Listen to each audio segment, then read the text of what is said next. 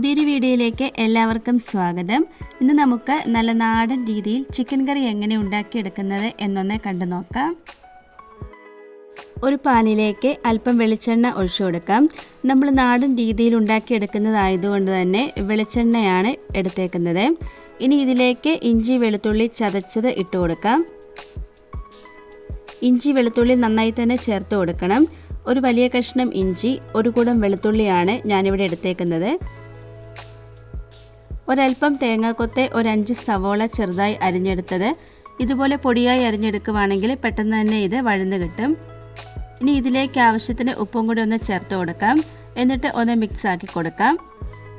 ഇനി ഇതിലേക്ക് 2 തക്കാളി പുളിയില്ലാത്തത് വേണം എടുക്കാൻ. അതൊന്ന് ചെറുതായി കട്ട് ചെയ്ത് ഇട്ട് കൊടുക്കാം. ഇതിന് പകരം നല്ല കട്ട തൈര് വേണമെന്നുണ്ടെങ്കിലും എടുക്കാം. ഇനി ഇതെല്ലാം കൂടി നന്നായി ഒന്ന് വഴറ്റിയെടുക്കാം. ഇതിൽ എണ്ണ തെളിഞ്ഞു വരുന്നത് വരെ ഇതുപോലെ വഴറ്റിയെടുക്കണം. അല്പം കറിവേപ്പിലയും കൂടി ഒന്ന് ചേർത്ത് കൊടുക്കാം. ഇത് നന്നായി തന്നെ ഉള്ളിയെല്ലാം ഇവിടെ വഴന്ന് കിട്ടിയിട്ടുണ്ട്. ഇനി ഇതിലേക്ക് നമുക്ക് പൊടികളൊക്കെ ഒന്ന് ചേർത്ത് കൊടുക്കാം. 1/2 ടേബിൾ സ്പൂൺ അളവിൽ മഞ്ഞൾപ്പൊടി, 1 ടേബിൾ സ്പൂൺ മല്ലിപ്പൊടി, 1 ടേബിൾ സ്പൂൺ അളവിൽ തന്നെ കാശ്മീരി മുളക് പൊടിയും കൂടെ ഒന്ന് ചേർത്ത് കൊടുക്കുന്നുണ്ട്. ഞാനിവിടെ മുളക് പൊടി കുറച്ച് അളവിൽ മാത്രമേ ചേർത്ത് കൊടുക്കുന്നുള്ളൂ. പകരം കുരുമുളക് പൊടിയാണ് കൂടുതലായി ചേർത്ത് കൊടുക്കുന്നത്. ഇനി ഒരു 3 ടേബിൾ സ്പൂൺ അളവിൽ തന്നെ ചിക്കൻ മസാല ഒന്ന് ചേർത്ത് കൊടുക്കാം. ഇനി ഇതിൻ്റെ എല്ലാം പച്ചമണം മാറുന്നത് വരെ നന്നായിട്ടൊന്ന് മിക്സ് ആക്കി കൊടുക്കണം. ഇത് നന്നായി ഒന്ന് മൂത്ത് വന്ന് കഴിയുമ്പോൾ ഇതിലേക്ക് ചിക്കൻ ഇട്ട് കൊടുക്കാം.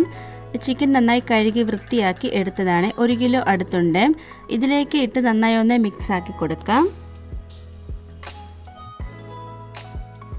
ഗ്രേവി എല്ലായിടവും നന്നായി പിടിച്ച് കിട്ടുന്നത് വരെ ഇതുപോലെ മിക്സ് ആക്കി കൊടുക്കണം. ഇനി ഇതിലേക്ക് ആവശ്യത്തിന് വെള്ളം ചേർത്ത് കൊടുക്കാം. എത്രയാണോ ഇതിലേക്കുള്ള ഗ്രേവി വേണമെന്ന് വെച്ചാൽ അതനുസരിച്ച് നമുക്ക് വെള്ളം ചേർത്ത് കൊടുക്കാം.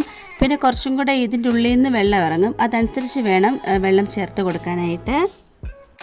ഇതിലേക്ക് ആവശ്യത്തിന് ഉപ്പും കൂടി ഒന്ന് ചേർത്ത് കൊടുത്ത് മൂടി വെച്ചൊന്ന് വേവിച്ചെടുക്കാം. ഇനി ഇതിലേക്ക് ഫ്രൈ ആക്കി വെച്ചിട്ടുള്ള ഉള്ളി ഒന്ന് ചേർത്ത് കൊടുക്കാം. ഇതിലേക്ക് ഉള്ളി വറുത്തത് ഇട്ട് കൊടുക്കുമ്പം കുറച്ചും കൂടെ ഒക്കെ ഒരു ടേസ്റ്റും കിട്ടും. നല്ല തിക്കായിട്ടുള്ള ഗ്രേവിയും കിട്ടും. ഇവിടെ തന്നെ 1.5 ടേബിൾ സ്പൂൺ അളവിൽ ഗരം മസാലപ്പൊടിയും കൂടെ ചേർത്ത് കൊടുക്കുന്നുണ്ട്.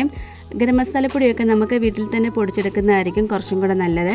ഞാനെല്ലാം ഇവിടെ വീട്ടിൽ തന്നെ സാമ്പാർ പൊടി, ഒരു ഗരം മസാലപ്പൊടി, മുളക് പൊടി, മല്ലിപ്പൊടി എല്ലാം തന്നെ ഞാൻ വീട്ടിൽ തന്നെ പൊടിച്ചെടുക്കുന്നതാണ്. അതാകുമ്പോൾ നമുക്ക് പുറത്തുനിന്ന് വാങ്ങിക്കുന്നതിനേക്കാളും കറിയൊക്കെ ഉണ്ടാക്കുമ്പോൾ നല്ലൊരു ടേസ്റ്റും കിട്ടും.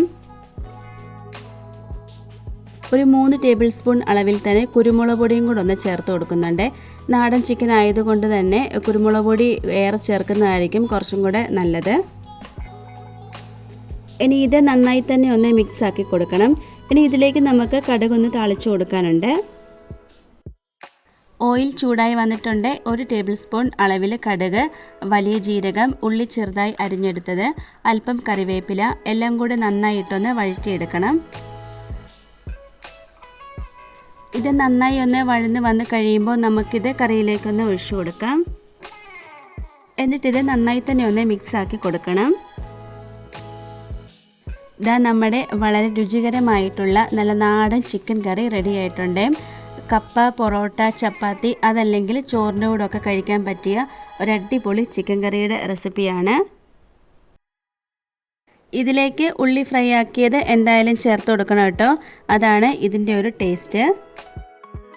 എല്ലാവരും ഇതുപോലെ ഒന്ന് ഉണ്ടാക്കി നോക്കണേ. വളരെ നല്ലൊരു ടേസ്റ്റ് ആട്ടോ ഇത് കഴിക്കാനായിട്ട്.